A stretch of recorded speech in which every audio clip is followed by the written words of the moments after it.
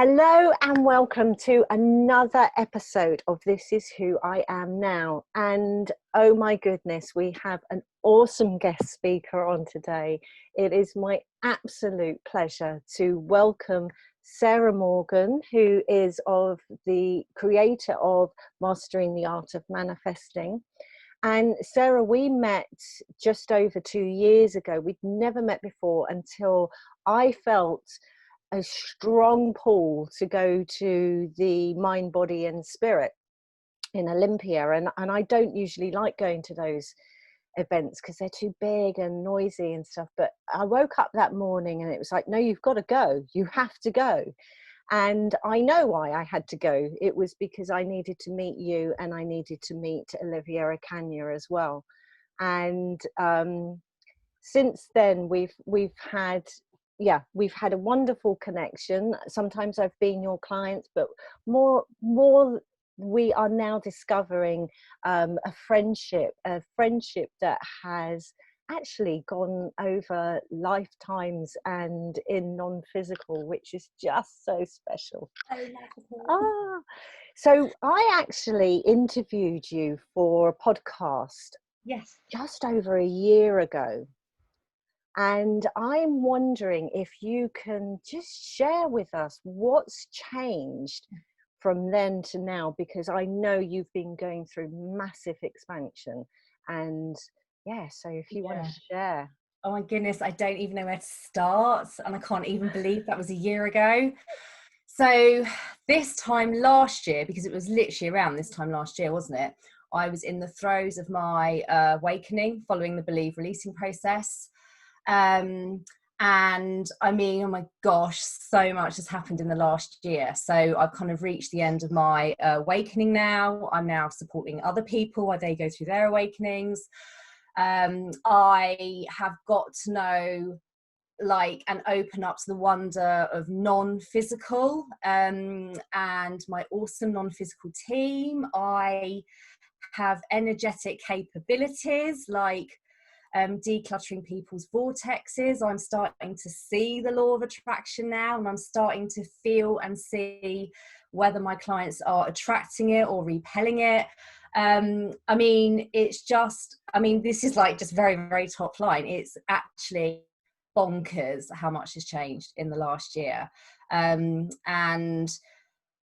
just massive expansion, as you've been on, Jane. Like literally we've been doing it in tandem, haven't we? So it's just the utter perpetual wonder that's now opening up day by day and just expanding energetically in a way that I've never done before, and just feeling really excited, actually. So excited. And the aspirations I have for how I want to help people moving forward are they were big before, but they're now so big. So it's just been such an expansive journey, hasn't it? Because we've both been on it. It's crazy. And because I know that one of your passions is demystifying the art of manifesting, and so I'm wondering how that sort of fit in with all of these new abilities, because when we met 2 years ago, you were so not into the non-physical, chatting to non-physical guides. I know. And now it's part of your everyday life. So how has that transition been for you? It's so interesting because, as you know, when I started Mastering the Art of Manifesting about 3.5 years ago, I was very much like, I want to demystify it. It's not woo-woo, you don't have to be really spiritual. And I was very much wanting to demystify it. So never in a gazillion years did I think I'd be sat here now receiving non-physical day in and day out and having my own gifts and abilities. Because I used to think you had to be Buddha to awaken. I used to think you had to be special to have a gift. But actually the leading edge term, as you know, Jane, for gifts is abilities. And actually we all have them within our soul. It just takes an awakening to kind of really get them unlocked. now how it kind of all fits in, it's so I'm very much led by Sarah, who's my higher self. Again, 2 years ago I literally didn't think I'd be sat here saying this, and if I had heard someone else saying this, I would have been like, okay, that sounds a bit odd, but actually it's so normal. And I've always wanted to demystify, and now I have the knowledge and understanding I have around non-physical and our teams and abilities and our higher selves and the universe and the multiverse, etc., etc.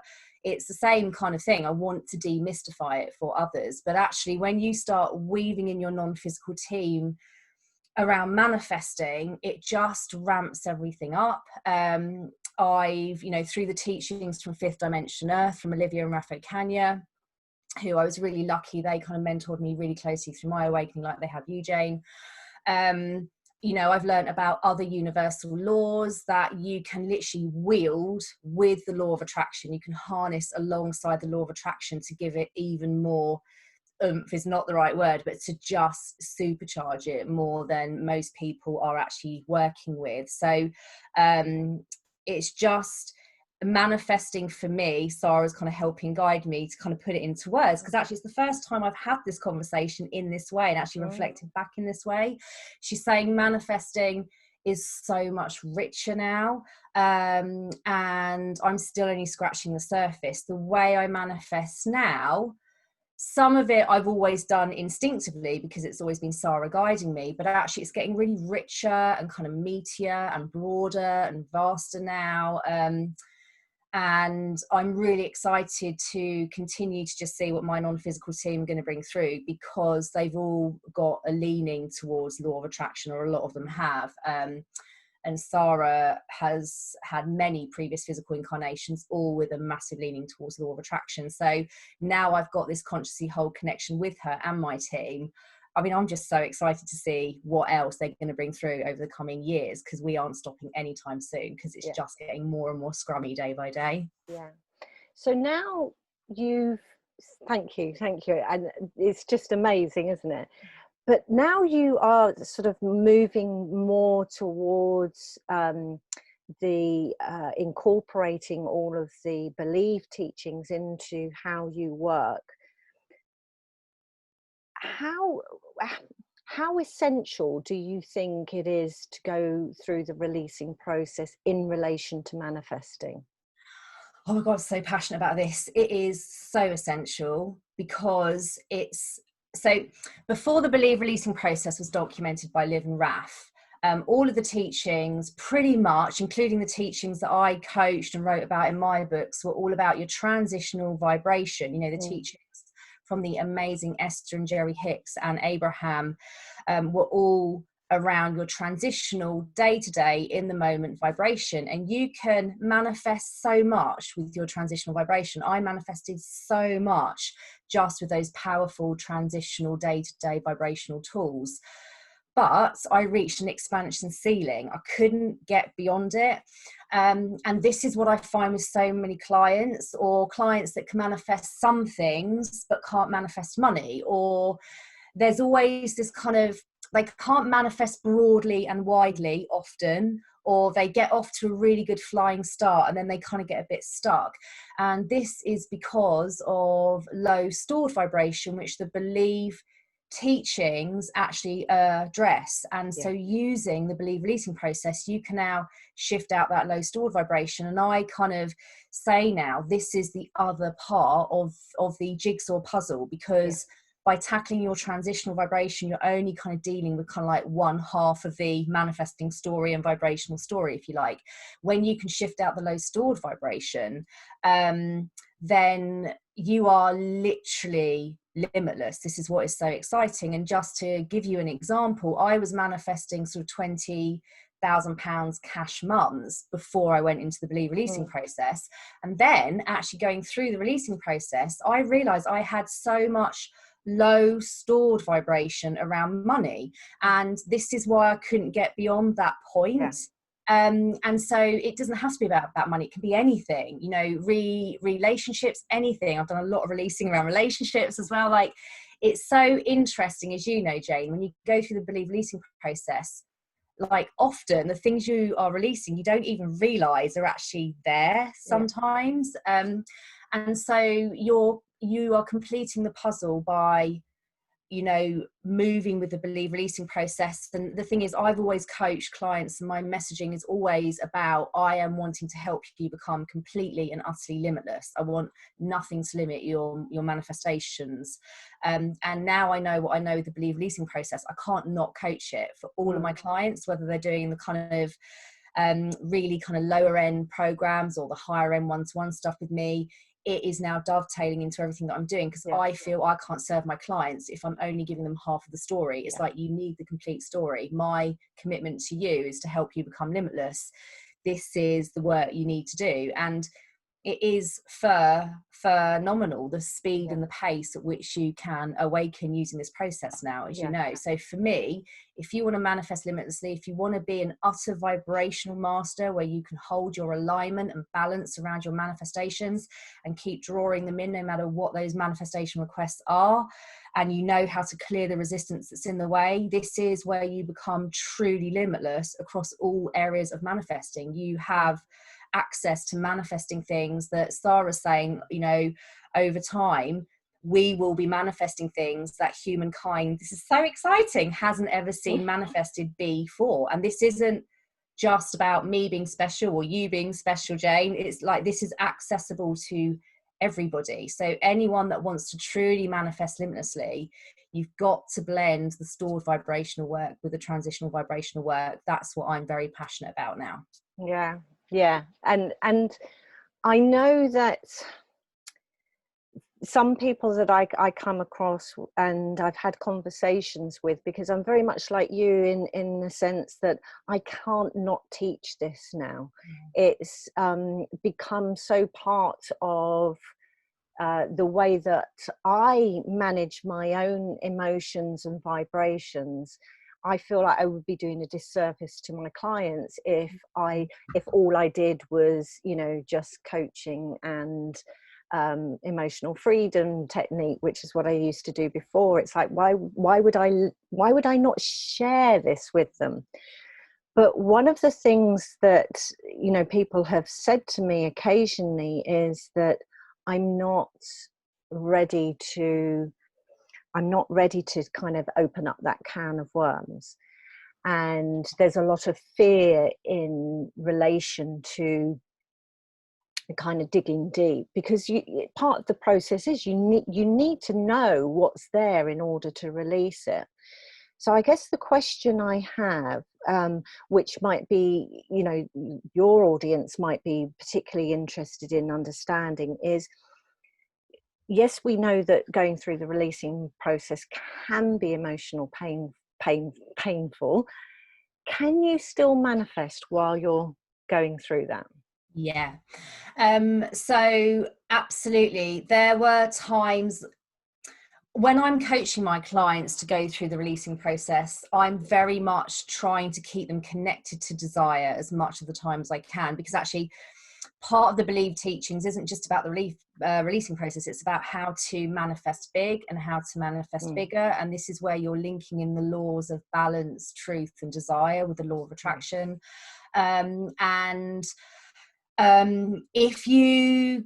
had moments in my awakening where I would really get my energy behind something, and within a few days it would just land. I remember like one day, like a massive payment came in, like in one day, more than actually I'd ever manifested in one day, to be fair. And I was like, whoa, I'm powerful.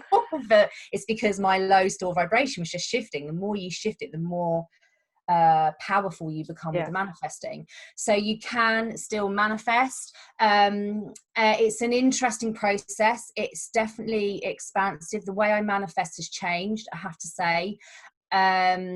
It's, how would I say it's changed? It's knowing that regardless of what's going on in my experience, and this is actually a recent learning, to be fair, because I've had to adjust to working with a new energy and a new vibration, which I know you'll get, Jane. And actually, it was a bit weird to start with manifesting with the new vibration. I had to kind of get comfortable with it.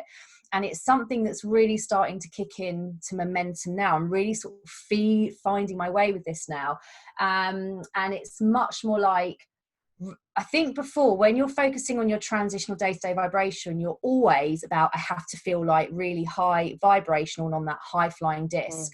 And I've always coached, actually, it isn't sustainable to stay on that high flying disc. Actually, alignment, that balanced alignment energy, is equally as powerful, if not more, than the high flying disc.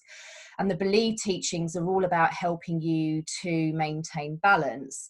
And so the way I manifest now is actually, it's more rock solid somehow, and it's like, it doesn't matter if, you know, with an awakening it can be up and down, and so you actually start to master that regardless of what is going on in your experience, you can still manifest.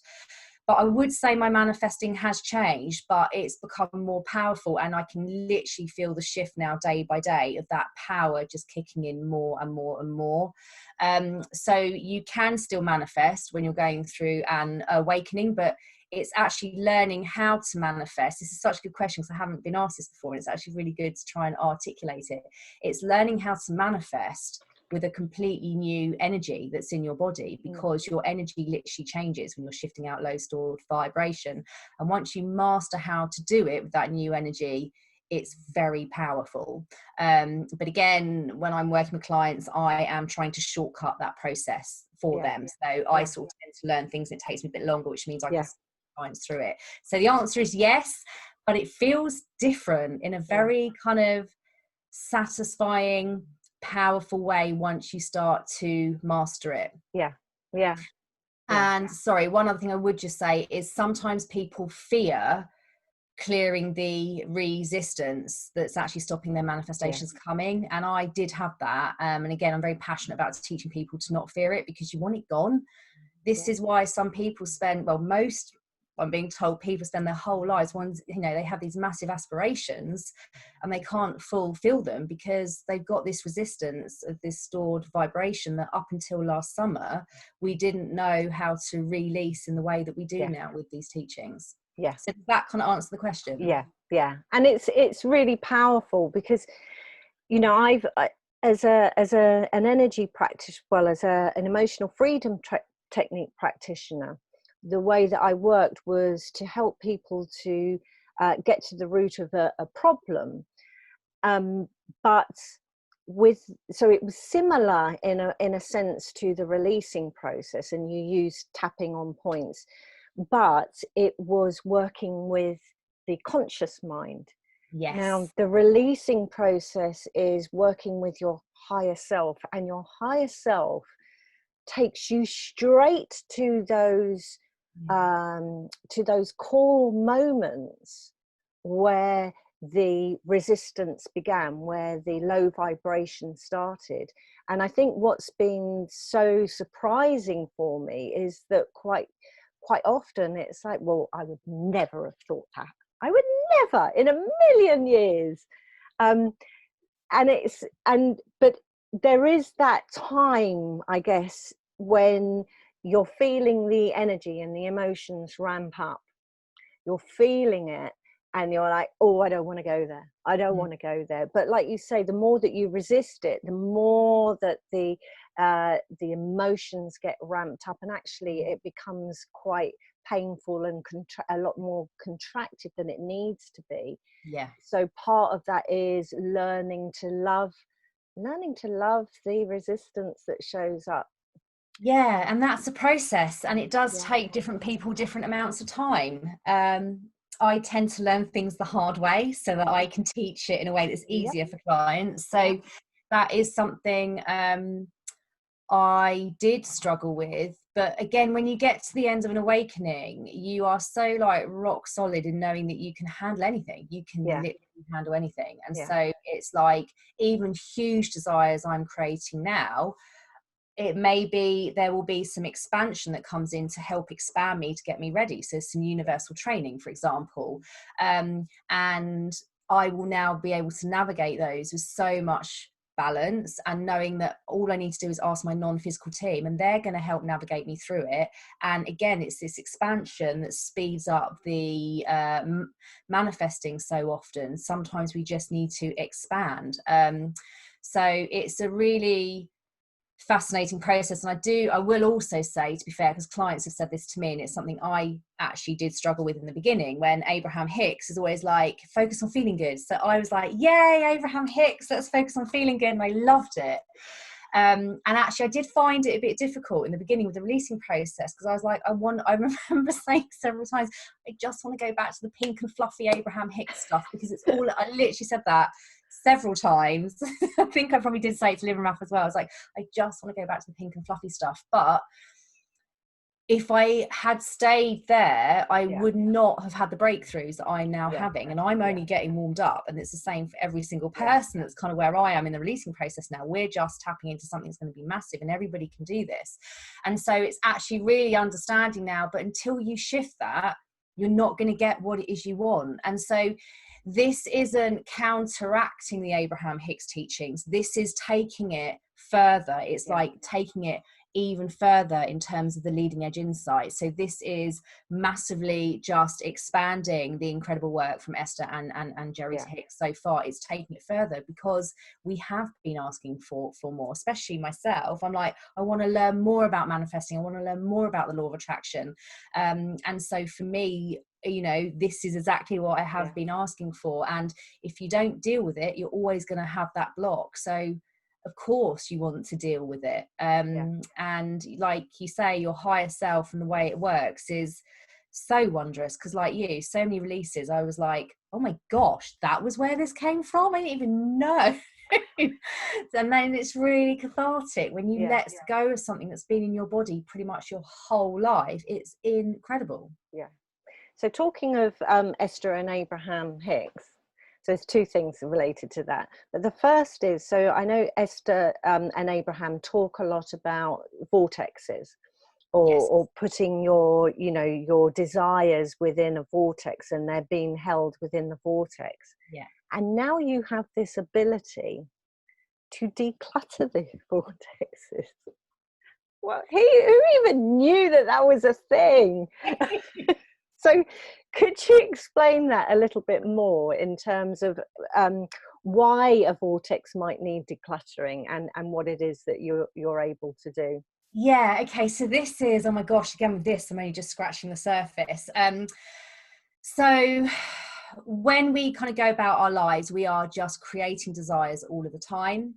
And so often we're not creating true desires. So this is something that the Believe teachings teach. It's about really getting a true desire that really lights you up, and kind of then connecting to the law of desire, creating that desire, and then connecting to the law of truth and creating a truth to confirm and, you know, lock in the fact you can have that request.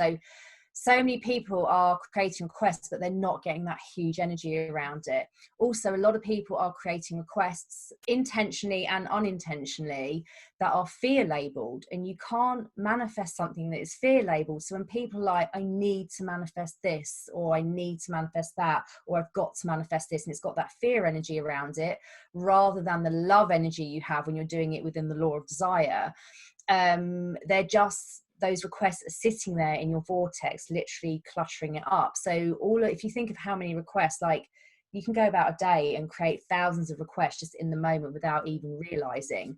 And so actually, again, over time, you start, this is why I mean kind of manifesting gets richer, because you actually start to become really specific and certain and intentional, so that you don't clutter up your vortex again. So how this works is through Sarah and my non-physical team, it's energetically working with the law of attraction and law of truth, but it's energetically demarking any requests that are irrelevant, that are old, and that are fear labeled. And then with a client, if they're wanting something in particular to manifest, it's teaching them how to create that desire within the law of desire, so it's love labeled, so that it becomes the main desire that you are attracting, so that you start to prioritize what it is you want to manifest first, rather than the law of attraction just kind of doing it for you. So when you become really deliberate and intentional, that's when you choose what you want to work on to come in next. And so the vortex decluttering, So there's kind of different things here. With the vortex decluttering, I can declutter it for you, which is obviously awesome if you've got like hundreds of thousands of requests from your lifetime in there that are irrelevant or fear labeled. But then also I'm able to read people's vortexes, so I can feel whether requests are near or far away, i.e. whether there's lots of resistance or not so much resistance. If there is the one particular request that person wants and it's not coming, I'll be able to get a sense of what resistance there is. Through their higher selves, I'll be able to kind of receive guidance from their higher selves around what that resistance is, so that they can release it with the releasing process as well. So the vortex decluttering kind of works in tandem with the vortex readings, but also the releasing process. It kind of all links together, and of course people working with their higher selves. But this is something I'm still scratching the surface of. This is something I'm actually doing more work around with clients at the minute, because I want to expand this. Now I'm starting to kind of see, I've been able to see people's vortexes for a while, but now I'm starting to see more and feel more. It's going to become richer over time. But at the minute, that's kind of broadly speaking what I can do, and I can help people. And if you think about it, pretty much every single person on the planet has a cluttered vortex. Yeah.